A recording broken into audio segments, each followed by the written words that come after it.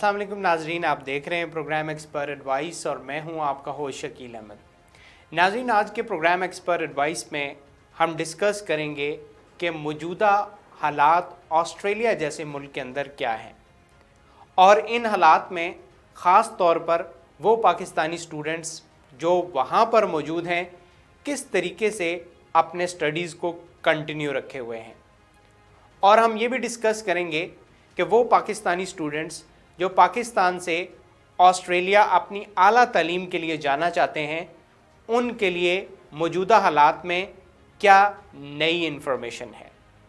اس کے ساتھ ساتھ امپورٹنٹلی ہم ڈسکس کریں گے کہ کب تک پاسبل ہوگا کہ آسٹریلیا کے اندر پاکستان سے یا انٹرنیشنلی اسٹوڈنٹس ٹریول کر سکیں اور وہ اپنی کلاسز وہاں پہ in person on campuses join کر سکیں۔ اسی پہ ڈسکس کریں گے، اور ڈسکشن میں ہمیں شامل کیا ہے آسٹریلیا سے ویسٹرن سڈنی یونیورسٹی کے ریپرزنٹیٹیو مسٹر گیرتھ نے۔ Mister Gareth, thank you very much for joining us right away from Australia, and we are much obliged for your time, please. Mr. Gareth, first of all, let us know our audience about that. What's the situation there in Australia currently, and how the government is responding to the COVID-19, alongside how international students are feeling about, if we talk about the situation regarding to COVID-19, please. Yeah, good question. Very good question. And I think it's been a very, very challenging and interesting time, of course, over the last 2-3 months now. The good news in Australia, and the even better news in New South Wales, is that we've managed to tackle the COVID-19 problem very well. So what's happening right now in early June is the government is moving forward from a plan of action to defend ourselves against COVID-19 to now a plan of action for recovery. We're moving through into a phase now where the restaurants, the cafes, the shops, all the businesses are now reopening, and the government are relaxing the restrictions. We've been very, very fortunate in New South Wales and Australia as a whole that we've had a limited number of cases and a limited number of fatalities through this. And I'm pleased to say that the government announced that in New South Wales we haven't had a single transmission case of COVID-19 for the last 2 weeks. Things are looking very positive. And the government has also introduced a number of measures. Gareth, that's amazing. As you have mentioned, there is not a single case from last 2 weeks in your state. That's really amazing. Correct. Well, a single new case. How the government measures the severity of what's happening on is by community transmission. And in New South Wales, we haven't had a single new case of community transmission for 2 weeks. Fantastic news. Absolutely fantastic.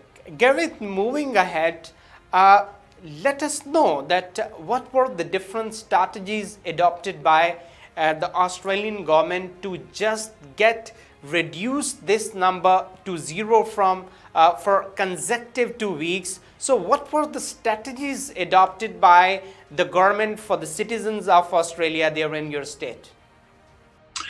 Importantly, the government was very quick to move on this. The key instructions that the community were given really revolved around lockdown. Stay at home. Do not open your businesses for trade. All the schools were closed. And what they wanted to do was flatten the curve. Make sure that there was minimal community interaction happening within our state, in fact, within Australia. And I think that through that phase, which went on for about 8 weeks in total, we managed to tackle the problem and reduce the number of community transmissions. So it was that lockdown that worked. The government also introduced an app for everybody called COVID Safe, so that people were put in a position where on their mobile phone, if they did go out and any community transmission happened later, through the app there could be a kind of record of who was near who at a certain time.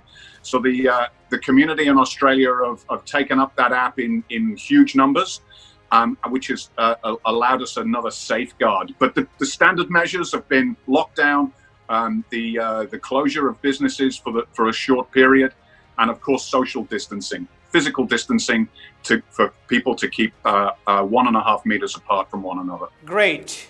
Father, if we ask that, in the current situation, in these hard times, the whole world is affected by COVID-19. So here specifically, I'll be asking that what were the different facilities provided or given by the university, especially as you're mentioning, as you're representing Western Sydney University, Australia. So what were the different facilities provided by your university to enroll students there? Yeah, it was critical. We put students first when it came to the initial phase and the outbreak of COVID-19 in New South Wales. The university was quick to move to make sure and to prioritize our students' safety and of course their welfare as well. So some of the key things, obviously, in those initial phases of the outbreak, we moved to close down the classes, to implement measures of social distancing immediately, and to make students aware that the classes were going to be moved to an online format. So this was critical, and the university made that facility and moved their classes online very, very quickly. So by early April, all of the classes were moved to an online format, and students were working with the academic teams and their lecturers and professors through platforms like Zoom, Blackboard, and other such pieces of software to enable them to continue their studies, but of course at physical distance. So that was one of the key academic focus points. We realized also, and this moves on to the other aspect, that in terms of student welfare, it was critical to act and make sure that our students felt supported. So we made a number of moves, one of which has been very successful for all of our international students, was called the Western Success Initiative. And this is where we organized a large team of our Western Sydney University staff, both academic and professional staff, to take on 10 to 15 individual international students, call them on the phone and make sure they were okay. So this was one of the major moves we made in order to make the students feel that they were connected to the university and had someone to talk to. Critical move. On top of that, many students were coming back worried about their accommodation, part-time job they were doing, and other such matters. And so we introduced very quickly a student hardship fund to allow students to come to us if they were short of funds, short of food, or having problems with accommodation, that we were there with some financial assistance in order to help them through. We also made what I believe was a unique move in Australia, and we lowered all of our fees by 10% for the opening semester of this year. So all of those students who came to us and paid their initial semester fee, we dropped the fee by 10% and allowed those students to access that money during semester one to help tide over the costs of living during the COVID period. So the university has made that move, and we've had a lot of very strong and positive feedback from our student body. We've actually given out, I believe, over 600 international student assistance fund vouchers, and we've also provided, I think now, over 40 students who've applied for the Student Hardship Fund. In total, over 4,000 of our international students have been contacted through the Western Success Initiative as well. Very positive. Great. Must appreciate these steps taken by the University for International Students. As you have mentioned, the hardship funds, alongside the 10% reduction in fee, and the different community of the students, or the grouping of the students to facilitate each other. These are the appreciating points that have been taken by the university. But alongside, as you know, moving ahead, I would definitely ask, as the New Zealand is the first country in the world that announced to be corona-free country, so when we can expect that Australia is going to announce the same one? I'm very optimistic. I have to congratulate New Zealand for for handling the COVID-19 pandemic so efficiently and effectively, and it's testament to their ability to organize their population and to impress upon them the importance of things like social distancing and for everyone to work together. In Australia, we've got this saying, we're all in this together, and this is, I think, the community feeling about it. New Zealand have done very well, and it's a congratulations to them. I think Australia will be one of the countries coming up very soon that can also declare this ability to name our country COVID-free. It's a while to go yet. We've had, I think, around about 5,000-6,000 cases in total, with about 100 fatalities nationally. But we are now moving to a point where there are many, many thousands of recoveries. Very few new cases happening nationwide. As I said, in New South Wales, no cases for 2 weeks. So I think it's only a matter of a short amount of time now before I think we'll have this under full control. Agree, and definitely I have to appreciate the steps taken by New Zealand and Australian government, and rest of the world has to follow the same steps to be corona-free country. But keeping in view the situation, Gareth, what you have to say and how much you're optimistic that students from all over the world, or you can say the international students, would be capable to start their classes in person on campuses for coming intake? I think, step one for the university is to take our existing cohort of students and to phase them back to campus face-to-face delivery of teaching and tuition over the coming months. So the university is putting into action a plan that is designed, first of all, to get our existing cohort of students back to campus for those aspects of teaching that are face-to-face critical. So there are labs, there are practical classes that are important for students and that have a greater priority for on-campus teaching. So we're going to move first towards that and then phase in gradually, so that hopefully by the end of the year, as we move towards the end of semester 2, 2020, we can have face-to-face teaching back to normal. We don't anticipate that is going to happen very quickly in July and August, but we will phase through, and over the second semester 2020, students will be slowly returning back to campus. But of course, constantly ensuring that there is social distancing and making sure that we're following and maximizing our health and safety for our students. When we talk about new commencing students, it's our expectation and our anticipation that students will be able to travel to Australia probably in the new year. There is no absolute confirmation yet on when the borders will be open for international students. The Australian federal government and Prime Minister Morrison has announced in their recovery plan that phase 3 of COVID recovery would include international students being allowed to travel to Australia. So we hope and we look forward to the early 2021 for this to be able to happen, or possibly in advance of that. Gareth, agree with your point that we cannot say that when the borders are going to be open, but very positive news from Australian government with respect to the students' commencement of classes in person on campuses there in Australia.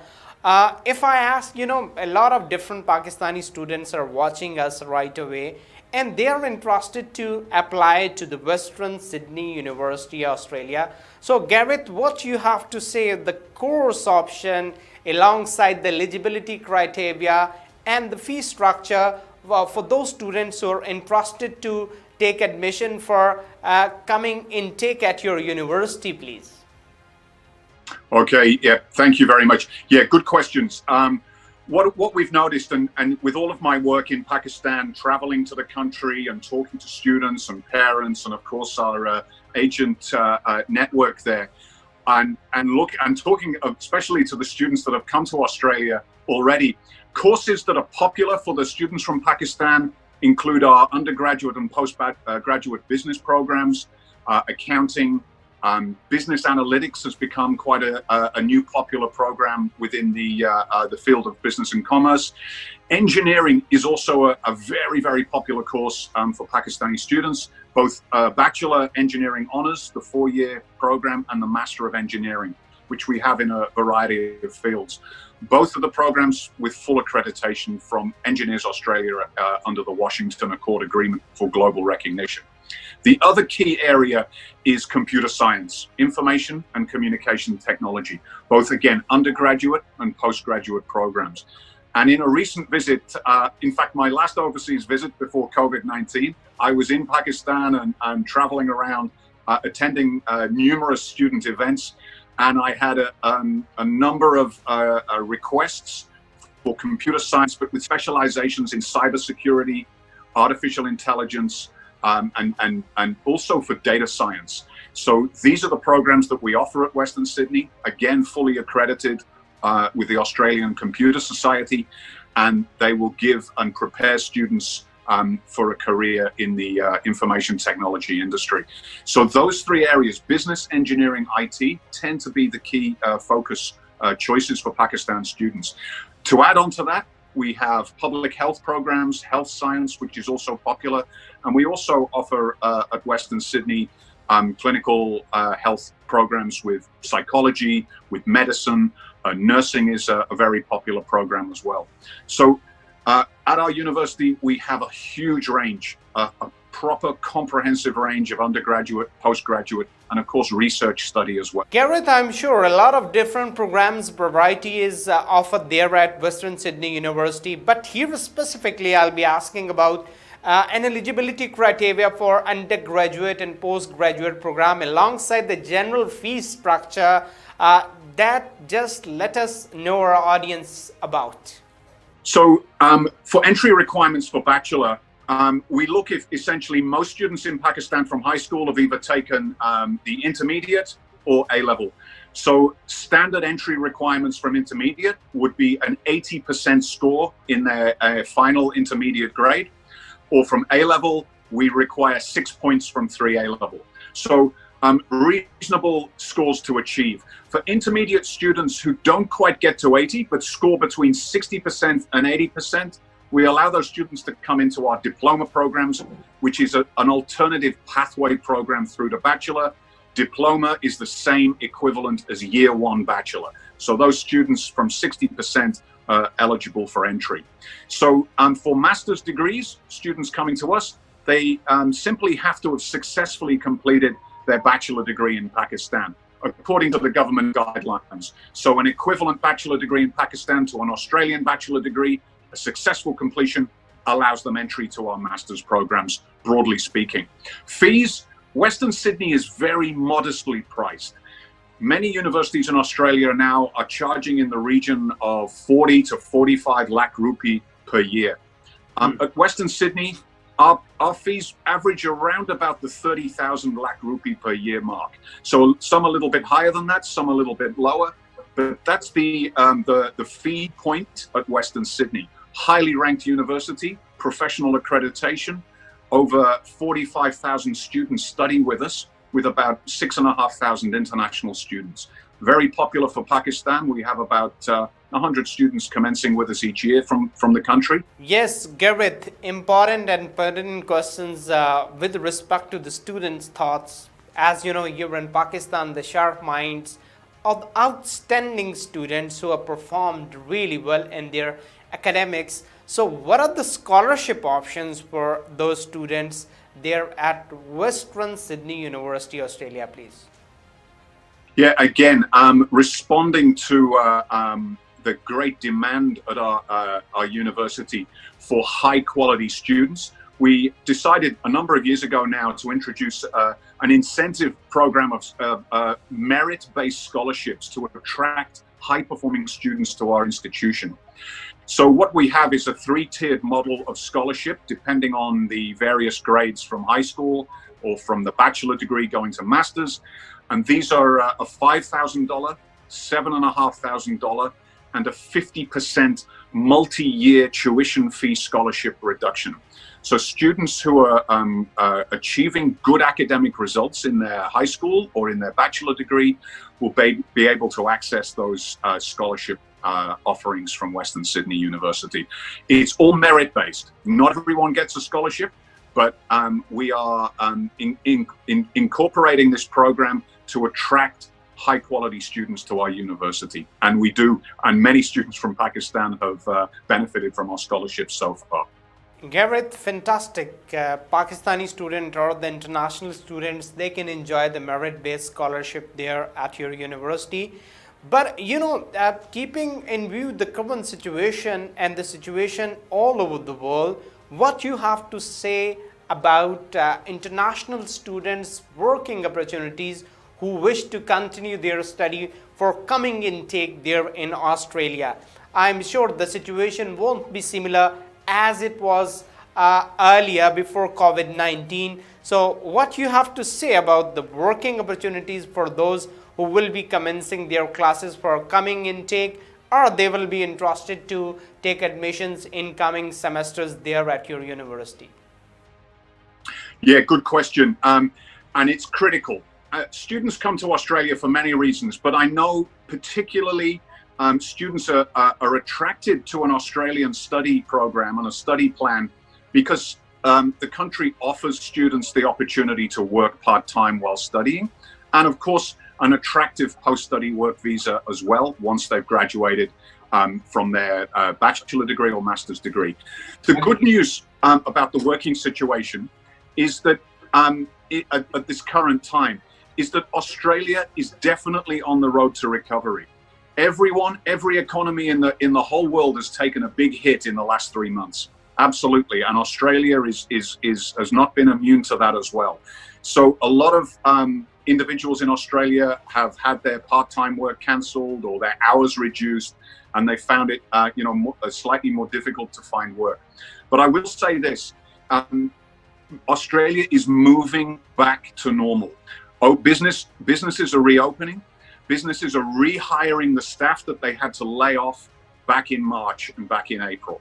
So things are moving back to normal. It's not going to be a full and quick, speedy recovery, but it is slowly. The wheels are turning on this road to recovery. So it's going to be increasingly more straightforward for students to re-engage with their previous employer, or indeed find new part-time casual work to allow them to earn money during their study. And then in terms of professional jobs as well, these two are also, when you go onto the seek.com.au and adzuna.com.au and look at the job websites, you're still seeing a healthy number of jobs advertised.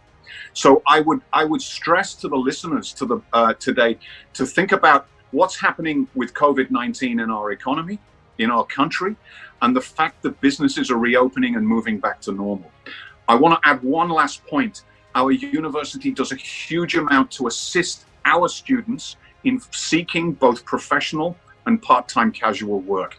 And I would encourage the listeners today to look at the Western Sydney University Careers Facebook page. We have been posting job advertisements on a daily basis for our student cohort. We even have specific days where the jobs are targeted for international students. And I saw a posting yesterday.